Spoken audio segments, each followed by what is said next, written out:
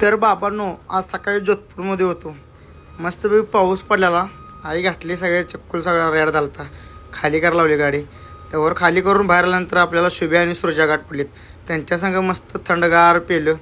म्हटलं तुम्हाला जरा राजस्थानचा नजारा दाखवूया. आता कसं पाऊस पडल्यामुळे जरा हिरवंगार झाले, नाहीतर असं वाटते कुठल्या तर वनवास वाढत आलो आहे. आत्ता वातावरण असलं मस्त झालं, आभाळ आलं आणि त्यात आणि हिरवंगार दिसायला लागले.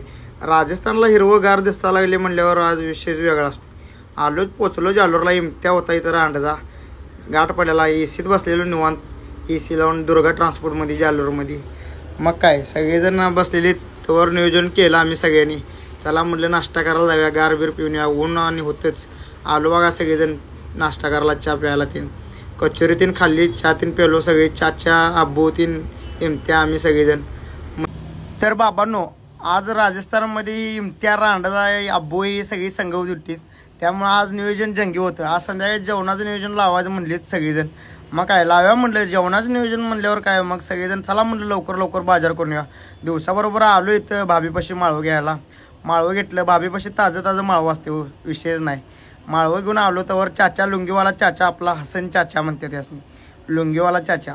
मग काय चाचा आमचा आश्चर्य होता आजचा. चाच्यानं मस्तपैकी पातेला 2 किलो राईस शिजायला घातलेला चाच्यानं. मग काय आब्बू त्यावर लाईटीची जोडणं लावालता. अंधार पडलेला. फायनल लाईट लावली आब्बूनं. 1 नंबर उजेड पडालता. वायरिंगचं काम 1 नंबर करते भाऊ. सपला विषय. तर हे आम्ही चाललेलो बघा चालत ठेक्यावर. राजस्थानमध्ये वाईन शॉपला ठेका म्हणतात.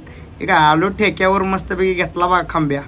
मग काय आज काय जेवण नादखोळा बनवणार होता चाचा, त्यामुळं खांबा घेतल्याशिवाय पर्याय नव्हता. फायनल जेवण तर सगळेजण बसलो जेवायला.